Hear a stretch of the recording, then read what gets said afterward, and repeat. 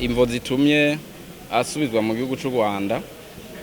Imvo ya mbere nuko afise inyifato iteye kubiri n'imico n'imigenzo y'abarundi, kuko igipolisi cararonse waje kwitwara amwagiriza yuko yoba yigenjeje nabi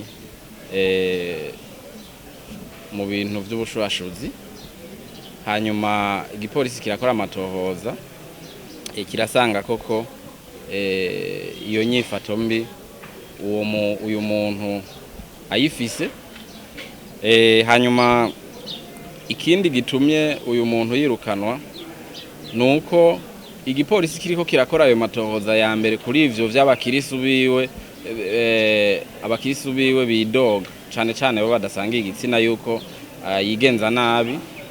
Casanze ahubwo hari n'ibindi vyaha n'andi makosa ahambaye uyu muntu yagize, kuko casanze akoresha n'impapuro za magendo.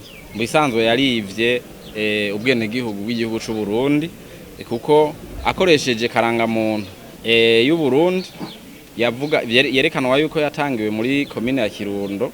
Yaranaronse n'urundi rupapuro rw'inzira bita passport rw'u Burundi nyene, ubu akaba ariko yigo arakoresha hirya no hino mu ngendo agenda aragira hirya no hino kw'isi.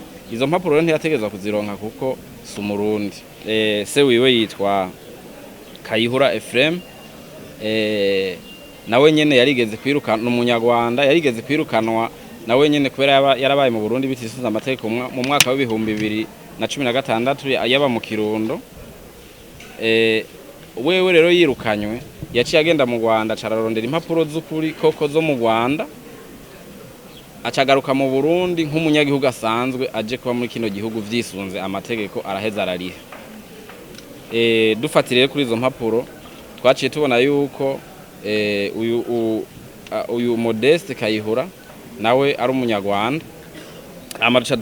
Turanabaza mu matohoza baciye banabaza mu Kirundo aha kuri komine koko karanga muntu afise ari bayimuhaye, baca basanga iyo karanga muntu ntibaho hariya. Bica biboneka rero ko ari karanga muntu yarondeye amagendo, aca nayironderera ko n'ubwo rundi rupapuro bita passport, aca arabikora ivyo akoresha mu ngendo yigoragira hirya no hino.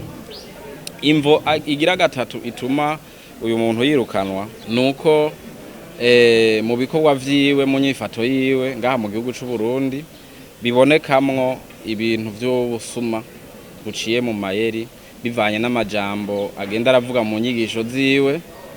Ngira ngo uburorero murabufise nubwo mugenda ku buhinga ngurukana bumenye muca mububona, murabona havuga nk'akarorero akabwira abantu ngo hazoba ibi nibi mutagize ibi nibi ngo ivyo bintu ngo bizoca biba. Mbere akanasaba n'amafaranga, kabwira abantu ko batamuhaye amafaranga ngano kunuku ibi nibi bitazoheza ngo bibe.